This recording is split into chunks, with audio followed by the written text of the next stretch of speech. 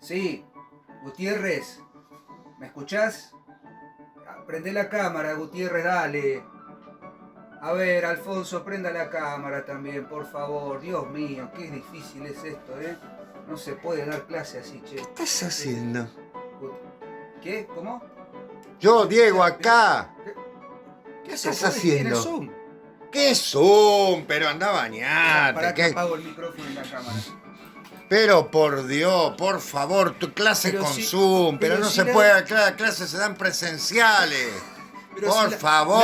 educación ahora es así. Pero qué todo educación por Zoom. así, por Dios, estamos cambiados de lugar, Venga, déjame venga, mi venga, lugar. venga, Dejá- vamos a hacer. por Basta favor, que de me pongo pantomima, nervioso. Por favor, Dios mío. Por Dios. ¿Cómo Por le va, favor. Rubini? Ahora Bien. que me ¿Y interrumpe usted? la clase, vamos a hacer un recreíto. ¿Le parece? Ya la cámara está prendida. ¿Estaba prendida? Está prendida, si usted no se da cuenta. Siempre pero- me hace lo mismo. Bueno, Las clases se pueden hacer Sí, por sí, Zoom, sí. son muy interesantes, valiosas, los chicos aprenden mucho. el ínclito, Este- el Lebroncini Astuni, que todo lo que ya saben, me ha venido a interrumpir para que hagamos un recreíto. Estábamos un poco... Un recreo.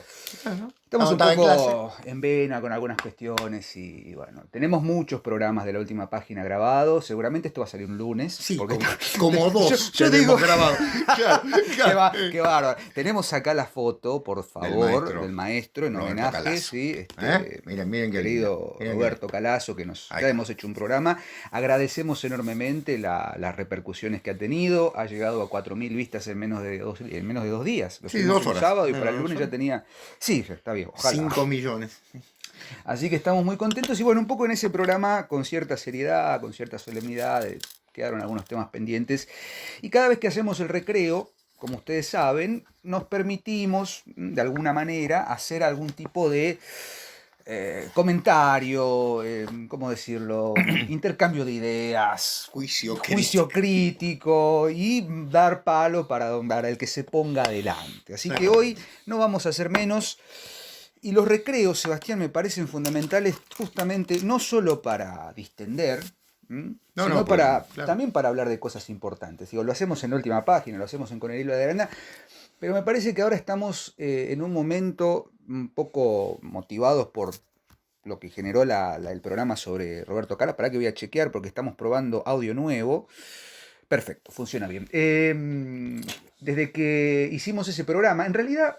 Voy a corregirme, no es desde que hicimos el programa dedicado a Roberto Calazo, sino ya de alguna manera ese programa vino como anillo al dedo para una serie de ideas que con Sebastián, junto con otros colegas también, el querido Ariel Guasardi, hemos charlado más de una vez en algún viaje, en alguna charla de café, y que tiene que ver con qué está pasando con esto que llamamos estudios literarios, si es que existe todavía esa palabra, o qué es lo que está ocurriendo no solamente con los estudios literarios, sino con el estudio de la literatura y de la cultura como totalidad, como plenitud o como forma trascendente de lectura. Lo dijimos un poco en el programa dedicado a Calazo. Cuando dijimos que Calazo era de alguna manera el último intelectual integral, y allí nos despachamos en contra de las ideas de Jesús Maestro, y todo, hoy no vamos a hablar de Jesús Maestro porque ya está. Lo que teníamos que decir ya está dicho, y no me voy a repetir porque después me retan, que incito a la violencia y qué sé yo qué. Pero sí me parece fundamental retomar algunas ideas que quedaron allí picando, como solemos decir acá en Argentina. Exacto. En torno de cuál es el lugar de los estudios literarios realmente hoy día, no solo en la universidad, sino en la academia, no solo en los suplementos culturales, si es que eso vale la pena o algo, sino también en el seno más profundo de la comunidad de lectores. A mí me llama poderosamente la atención, Sebastián, y ya si querés entramos en tema. Dale, te estoy escuchando. El modo en que muchísimos suscriptores de la última página nos dicen, gracias a ustedes leí otras cosas, no me alcanza la vida para leer, todo. Y obviamente reconocen, lo digo con total falta de modestia, reconocen que aquí hay otra cosa. Que lo que nosotros proponemos en este humilde programa o en estos ciclos que solemos hacer los lunes o los jueves o en cualquier momento, tiene que ver con una forma otra, como dije en el primer programa, otra forma de leer, pero que justamente recupera el valor real de la lectura como esfuerzo, ¿no? De la lectura no como algo que tiene que responder a los intereses inmediatos del mercado, a los intereses inmediatos de la cultura de moda o de la cultura de masas o del mainstream, ¿no? Es un concepto bastante contemporáneo, el concepto de mainstream, ¿no? Lo que se está leyendo, lo que está en boga, sino que nosotros buscamos ir al hilo tempore, Claro. recuperar ciertos elementos, recuperar ciertas formas de leer A la calazo. a la Calazo, como hemos dicho en algún momento, que justamente vienen a demostrar que todo ese edificio que son los estudios literarios tienen un cimiento muy profundo y que no solamente es el frontispicio, que no solamente es la mampostería, que en definitiva es una mampostería de cartón pintado, una mampostería llena de impostaciones y de lugares comunes, de estudios ad hoc, de artículos y como bien dijiste en el final de tu libro, los otros para satisfacer becas. Claro.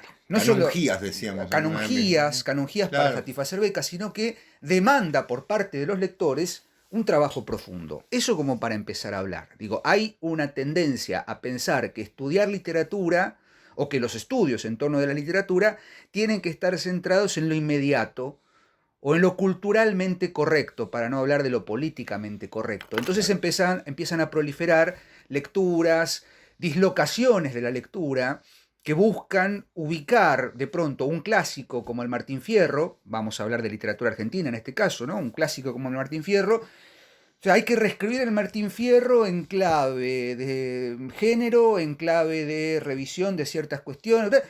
Entonces uno dice, para un poquito, ya lo hizo Borges en los años 40. Sí. Y lo hizo desde la literatura misma. Sí. No lo hizo desde la inmediatez de una moda pasajera. Claro. ¿No? Eso como para empezar. Mira, Diego, por otra parte uno piensa en que si se dedican a reescribirlo es porque es un clásico. Obviamente. No se puede sacar agua de una piedra. Y realmente el Martín Fierro es, como todo clásico, un manantial, ¿no es cierto? Constante. En segundo lugar, siendo un clásico... Perdón, pero tengo un encendedor muy poco serio. Tiene lucecitas. Bueno, Perdón. Este programa... Acabo de darme cuenta. En fin. En segundo lugar, Diego, el hecho que lo hemos conversado 1000 veces, toma el mío, mira, es el tema de la cantidad de lecturas que permite un clásico, ¿no? Obviamente. Yo del Martín Fierro solamente tengo un estante de crítica y tengo poco, porque tengo lo que yo considero más o menos importante, ¿no? Tengo la crítica de Martínez Estrada, de Borges de Lugones, en algún momento vamos a hablar de Pedro de Paoli, bueno, todos los grandes críticos argentinos del Martín Fierro y algunos, ¿no? Miguel de Unamuno, que sé, todos esos trabajos interesantes, hasta los críticos, ¿no? Calixto Oyuela y demás. Bueno, pero ¿qué pasa? Que ha permitido lecturas de todo. Eso es maravilloso, ¿no? Lecturas políticas, lecturas hasta lecturas económicas, ¿no? Sociológicas, psicológicas, literarias. Coprológicas. Claro, sí, exactamente. Ahora, el hecho que después yo me sienta en la necesidad de reescribir el texto porque quiero que tenga una mirada, bueno, ya ahí me parece un insulto a la humanidad. Para eso escribí una obra nueva, escribí algo que tenga un valor literario. Pero eso también de alguna manera viene a confirmar esto que decíamos, ¿no? A mí me gusta citarlo muchísimo, otro italiano, Italo Calvino, ¿no? Cuando en ese hermoso ensayo que es ¿Por qué leer los clásicos? Menciona una serie de 12 o 13 razones por las cuales hay que leer. Una de ellas es: el clásico es aquel que se sacude continuamente ese polvillo molesto de la crítica. Vuelve, está vivo. Es un perro que se saca las pulgas de encima. No solamente está vivo, sino que me parece que es mucho más potente que cualquier intento de... Es un disparador. Intento de actualizarlo. No sé si la palabra es actualizarlo. Es mucho más potente que cualquier operación que se quiera hacer en pos de intereses de lo inmediato. Digo, no podemos pensar que estamos leyendo el Martín Fierro como si se estuviera escribiendo ahora. Totalmente. O con los parámetros con los que nos manejamos actualmente. Es incorrecto políticamente. Es totalmente. Estamos hablando del Martín Fierro, pero podemos hablar de cualquier clásico. El Martín Fierro es un texto que es incorrecto políticamente desde muchos sentidos. Primero, es racista. Sí, totalmente. Plagado, ¿no? Contra los gringos, contra el indio. Contra el gaucho mismo. No hay nada bueno salvo los dos gauchos que están ahí, nada más, ¿no? Que son Cruz y Martín Fierro. Y después el criollo puro, digamos. Es una mirada de época. Uno debe entenderlo como la mirada de época. Lo que pasa es que atacar al Martín Fierro significa tener lo que hay que tener, ¿no es cierto? Y como no está eso dado, y aparte porque el Martín Fierro es una obra perfecta, es un clásico, bueno, no se atreven con eso, sí se atreven con otras cosas, ¿no? O entonces, ¿qué aparece? Aparece la hiperinflación, como diríamos, ¿no? Esta idea de vuelvo a escribirlo y demás. Yo pensaba, Diego, mira, el otro día reflexionando sobre el tema de la literatura, estaba escribiendo un trabajo que estamos haciendo con Diego, y yo pensaba solo, ¿no? Estaba sentado aquí mismo escribiendo, y pensaba, digo, ¿qué es lo que hace que estos textos tengan el éxito que tienen a través del tiempo? Y llegué a una respuesta muy simple que ustedes se la imaginarán. Es un mito revelado. Bueno, ¿qué es lo que pasa? Quiero que me escuchen porque ustedes dirán, siempre vamos a lo mismo. Bueno, pero quiero que me lo escuchen. Me ha pasado, y con Diego me ha pasado también, porque los dos hemos dado cursos juntos de este tema que voy a hablar, que vamos a un público, adulto, niños, adolescentes, y vamos los dos y decimos, vamos a contarles hoy algo de la mitología. Ya las caras cambiaron. Sí, totalmente. La gente empieza a mirar de otra manera. ¿Cómo termina el curso? Con Diego y yo narrando un mito. Por favor, nos pueden narrar, parecen chicos, ¿no? E incluso gente grande. Hemos tenido el curso, ¿te acordás? De mitología nórdica y griega, 65 personas que nos pedían al final, por favor, narren un mito. Bueno, uno lo relabora, porque en el momento, aparte la mitología tiene ese don. ¿Qué es lo que ocurre? Que cuando un texto nos golpea, sea un gran policial, como puede ser un policial de, no sé, de Dashiell Hammett, ¿no? Trabaja con el bien y el mal, muy claramente, o de Agatha Christie, como un texto como Frankenstein, como un texto, un clásico, el que ustedes quieran, ¿no? Puede ser contemporáneo, hay un sustrato mítico. Y esto no quiere decir, uy, sí, es que claro, porque lo nombra Apolo. No es que nombre a Apolo, es el mitologema que está operando. Es el mitologema que está presente. Y eso inconscientemente, casi inconscientemente, está funcionando. No solo en el autor, sino en el lector. Lo que lo lleva a que enganche con. Entonces, cuando hay un clásico, es porque hay una beta. A 1 metro de donde estaba escribiendo pasó un dios. No se nombró, pero pasó una divinidad, pasó una...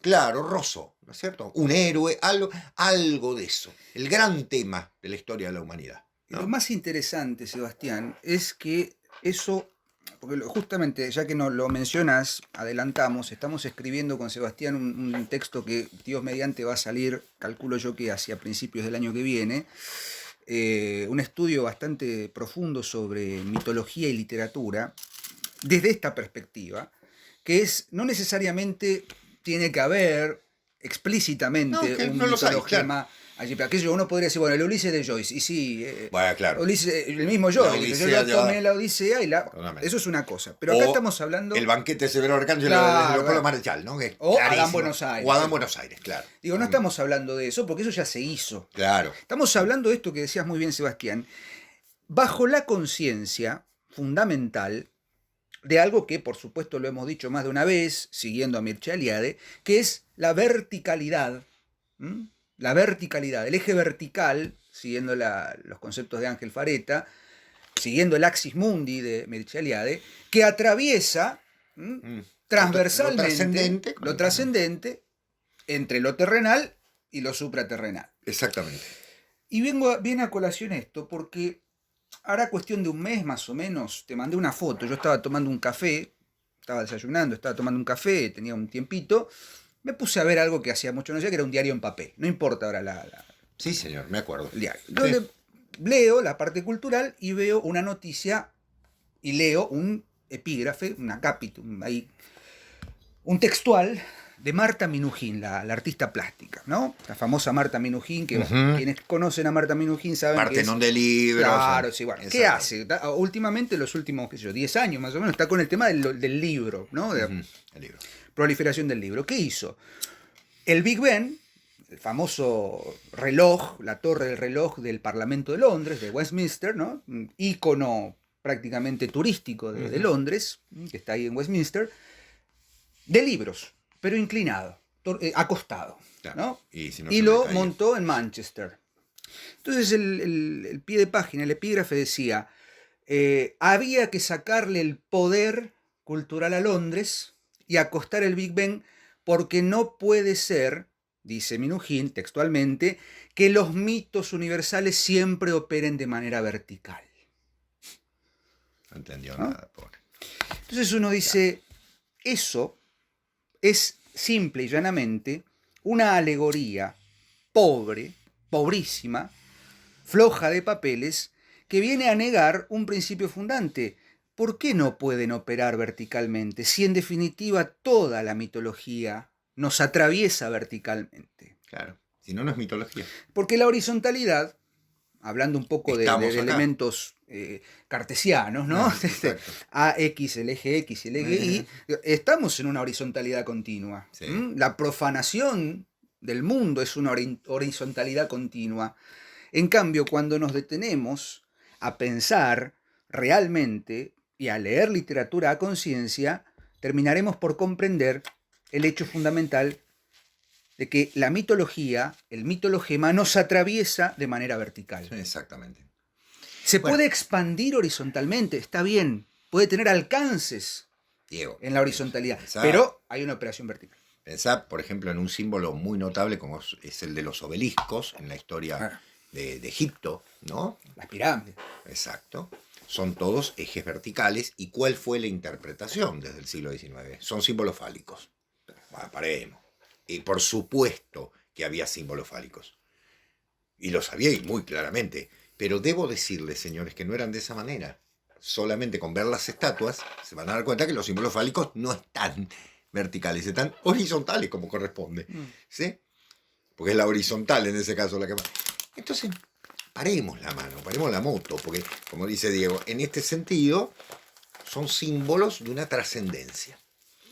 Bien, hablando, volviendo al tema de lo que vos decías, Diego, en relación con Marta Minujín, me quedé pensando el otro día en lo que comentaste de Harold Bloom, que me gustaría que lo retomes, porque fue un comentario en lo de Calazo, que viene en relación con los estudios culturales, y yo después voy a citar a un querido amigo con un libro relativamente reciente, de unos poquitos años, en relación con este tema.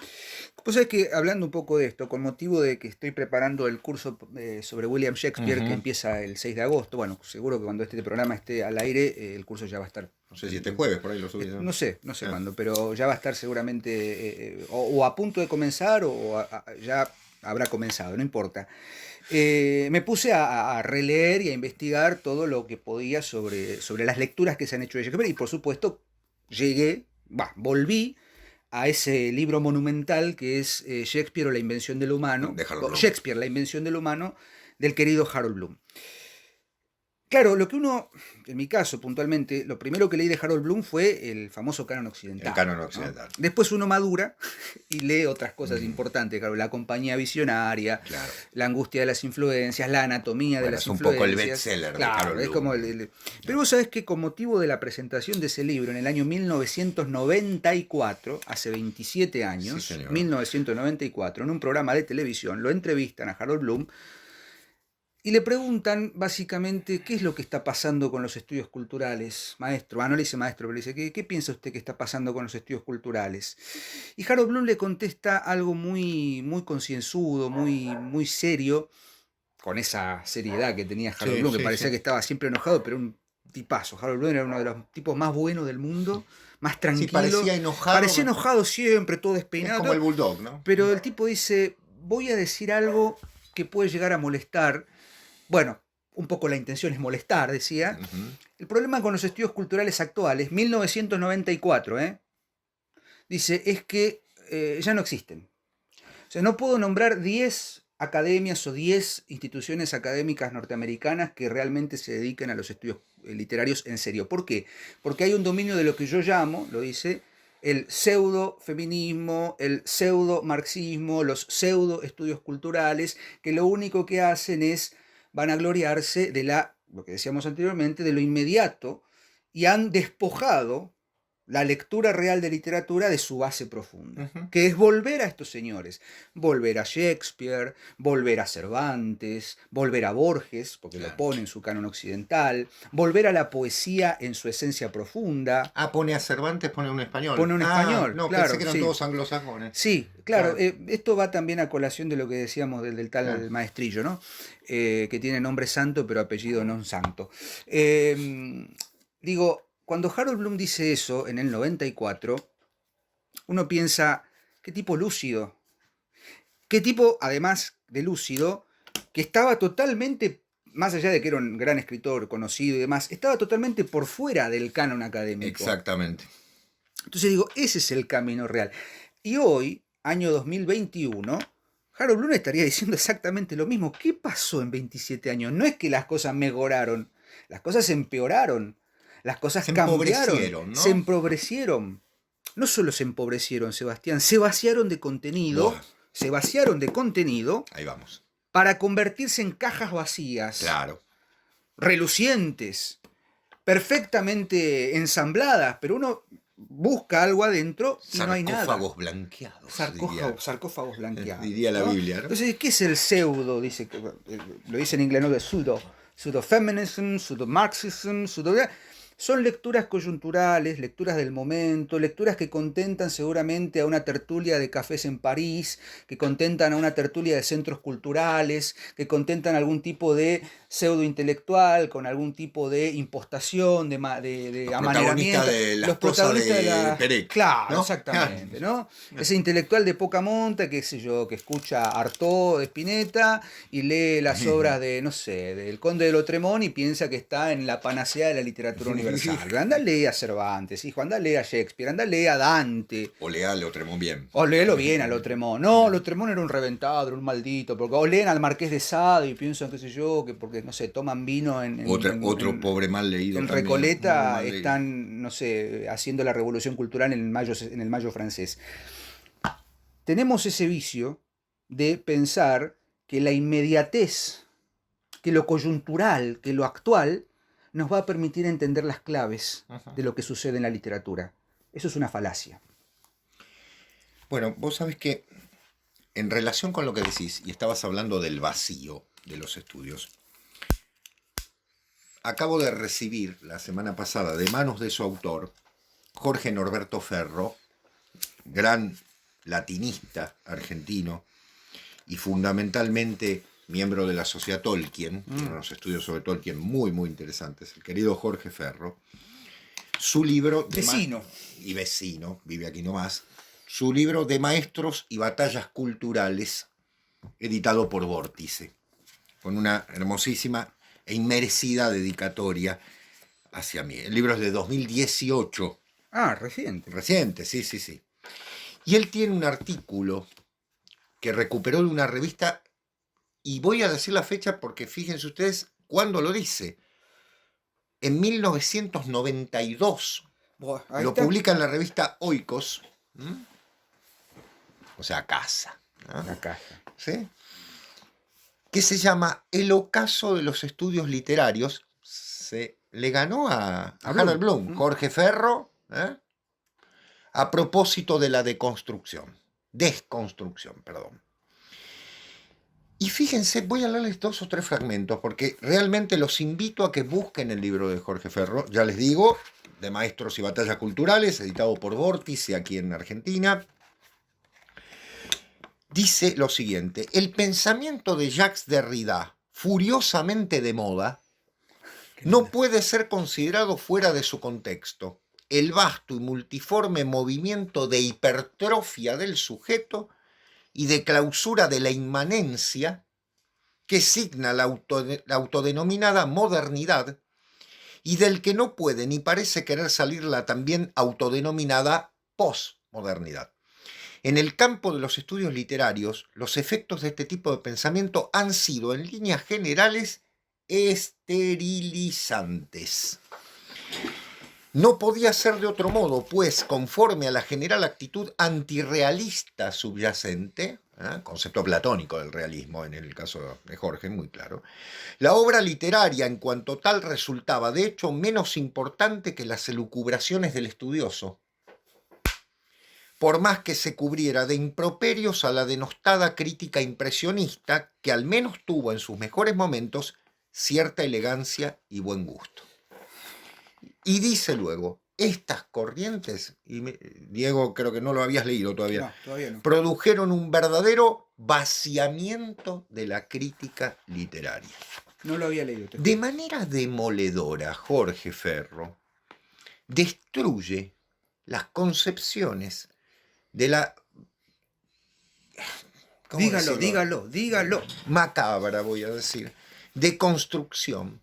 Cita a Emilio Liedó, Jorge, soy un gran lector de Emilio Liedó, y desarrolla el siguiente concepto. Dice, ¿cómo se explica entonces el abrumador éxito de este pensamiento, al menos en las cátedras universitarias y en las vidrieras de las librerías? Hay que entender a dos aspectos complementarios. Lograron imponer una moda y forjaron una herramienta de poder. Una moda intelectual que es el fenómeno por el cual una teoría, un conjunto de enunciados que no son a menudo más que un grupo de palabras, se apoderan de un número significativo de espíritus por medios distintos de la demostración. Clarísimo, ¿no es cierto? Clarísimo. Pero déjame un segundito más. No, al contrario, porque hay mucho para sacarle. Es estupendo lo que dice Jorge Ferro en este caso. Cita a Etienne Gilson, o sea, me saco el sombrero, ¿no? Cita, bueno, a todos los maestros, pero quiero citarles algo que me pareció estupendo. Discúlpenme, cuando define, no lo marqué porque lo estoy leyendo en este momento y la verdad es que no quise marcarlo con mis tradicionales marquitas que pongo por todos lados. Acá lo he encontrado. Dice, pero el mundo sigue andando. Y poco a poco se multiplicaron las voces que señalaban la desnudez. Se está refiriendo a alguien dijo, a ver, esto es un desastre. Nada olímpica, por cierto, de los neoemprendedores. Discursos que no refieren sino a sí mismos. Polémicas abstrusas. Dificultades artificiales. Una programática oscuridad. La realidad era la gran ausente. Se descubría la pólvora a cada paso. Y se repetía de modo enredado cosas que ya se sabían. Iremos pasando revista a alguna de estas voces, etcétera, etcétera. ¿Qué ocurre? Jorge Ferro, lo que ha visto notablemente hace casi 30 años, este artículo tiene casi 30 años, es justamente el triunfo de la nada, del vacío más omnímodo. La muerte del autor, la muerte del lector, la muerte del libro, ¿por qué no la muerte de estos tipos? Porque realmente es un horror. Claro. O sea, se murieron todos y esto no. Ahora, yo digo, si hay tanta muerte del autor y del... ¿por qué escriben? O sea, bueno, esa sería mi primera pregunta. ¿Para qué escribís? En segundo lugar, sí, pero el texto, el texto viene de alguien. Obviamente, hay una mirada en el mundo y demás. Y como bien dice Jorge, en el sentido de que se niega la realidad.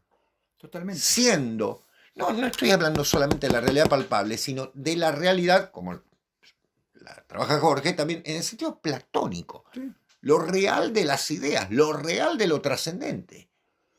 Es decir, el vaciamiento. Hay una frase de Etienne Gilson, ahora no la voy a leer porque no importa, que le piden una crítica de un libro de Derrida. Y Gilson, Etienne Gilson, ¿no? Uno de los monstruos, ¿sabe lo que dice?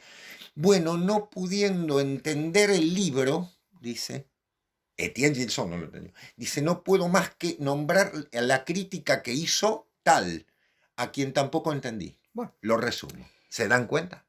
No es que somos cortos, es que no se entiende porque no quieren que los entendamos. Después viene el intérprete, y como el intérprete seguramente tampoco entendió nada, porque me juego, hace su interpretación, entonces es la valiosa.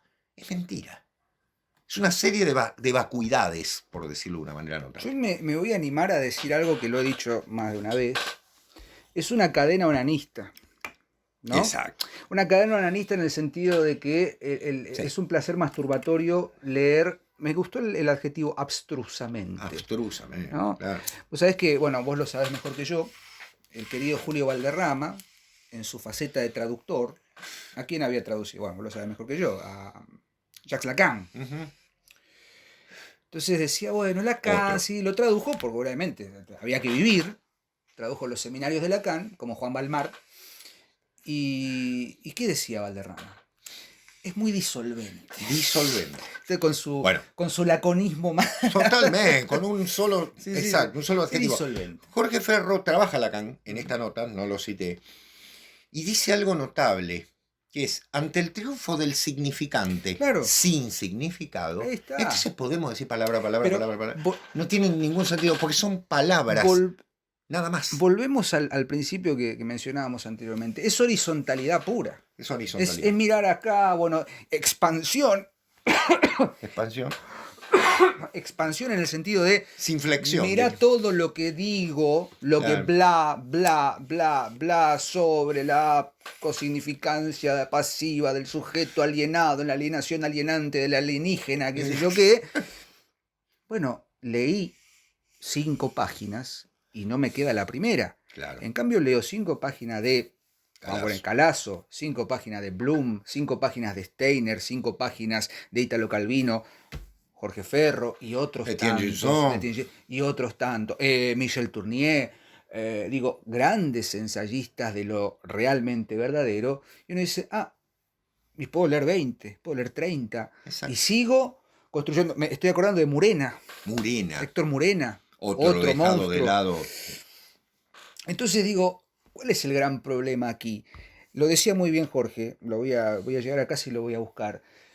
Esto de importa más la exposición, no solo lo que dice, sino el acá, mirá, yo soy el lector, ¿eh? Claro. Acá estoy yo, acá yo estoy, el único soy intérprete. Jacques Derrida y te estoy atrayendo, te estoy seduciendo con el palabrerío para que quedes atrapado en un sinnúmero de nada. Bueno, de vacuidades totalmente. que no van más que a la autosatisfacción de la lectura por la lectura misma. Bueno, Diego, mira, justamente para ampliar, en un momento nos lo pidieron y ahora, como Jorge lo trabaja, yo pensé en hacer una alusión. Él dice que hay un momento de inflexión en la cultura francesa, por eso me reí cuando dijiste hay incluso una crítica hecha no por él, sino por un escritor, a lo que es la inteligencia en París, ¿no? Lo que significa prácticamente estar en ese mundo, ¿no? Dice, voy a intentar encontrarlo por ahí, acá está. Dice, Bataille engendra una familia de voyeurs que de Lacan a Robbe-Grillet y a Foucault desrealiza la mirada. En griego, teoría, con lo que hemos hecho teoría, consigna de nuestra cultura bloqueada. Porque teoría significa ver como un dios. ¿Sí? Solo theos puede teorizar. Entonces, intentamos elevarnos para... En cambio, teoría no es ni más ni menos que al haberle sacado esa H valiosa, ¿no? Significa la mirada inmanente, deconstruida y demás.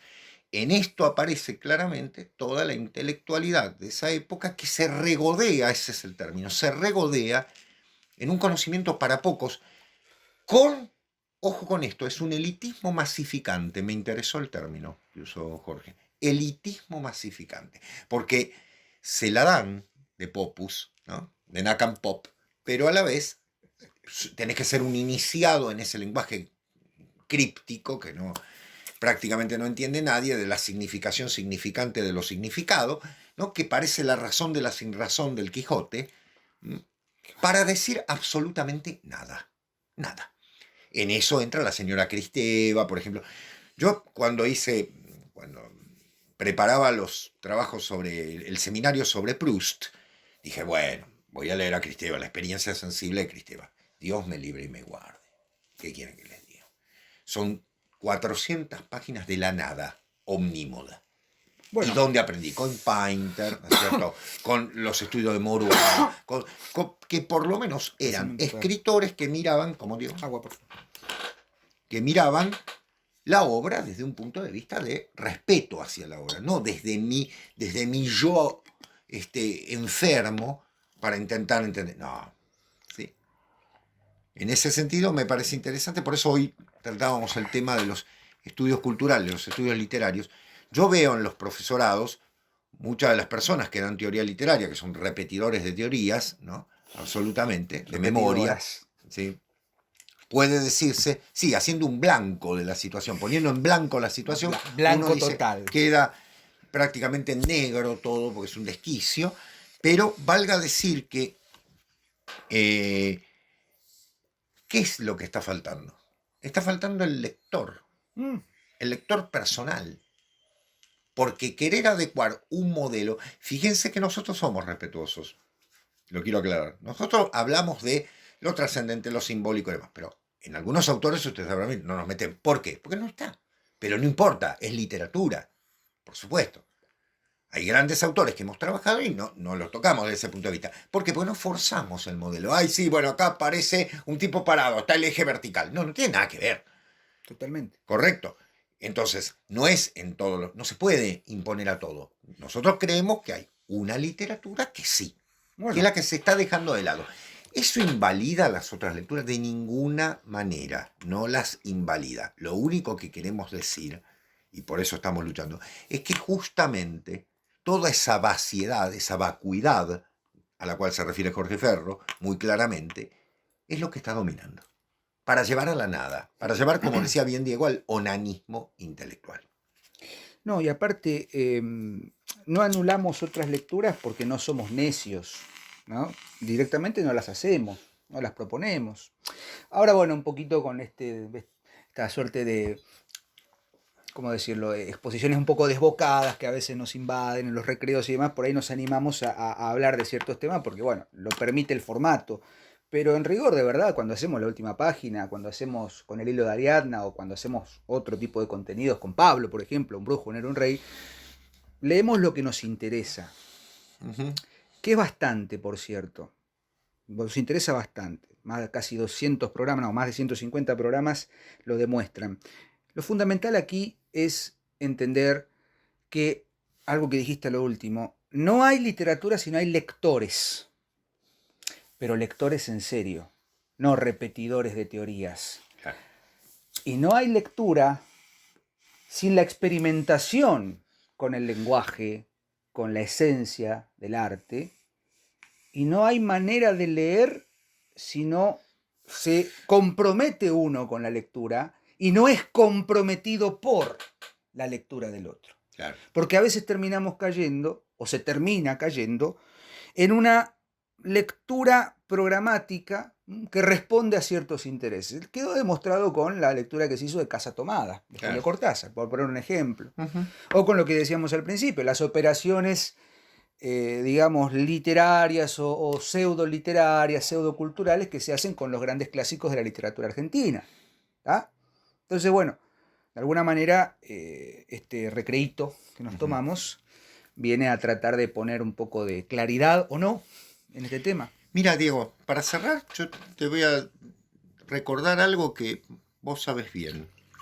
No sé si Sí, porque vas a ver que es un hecho de experiencia, no es que haga referencia a un libro y demás. Los dos hemos tenido practicantes. Sí. No vamos a nombrar las instituciones ni demás. ¿Cuál es la problemática con la que nos encontramos? En literatura, no voy a meterme con lengua, en literatura. ¿Cuál es la problemática en la que nos encontramos? Que les enseñaron teoría literaria de una obra o de 10 obras en el año. Genial, estupendo. ¿Qué obras quieren dar? Las 10 que vieron.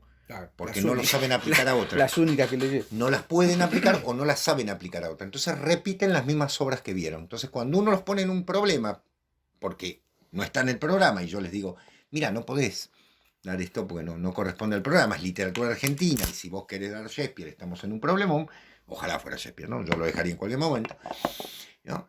Entonces digo, muy bien, ¿y por qué no prepararlo? Pero prepararlo sobre Adán Buenos Aires. Y se vino abajo todo el... Claro. O prepararlo sobre, qué sé yo, Misteriosa Buenos Aires De Mujica Lainez. Manucho Mujica Lainez. Se viene abajo totalmente. Porque son repetidores de teorías. Entonces, ese momento de crisis, ahí ayudo. Ahí me pongo al lado. Le digo, ¿qué es lo que pasó?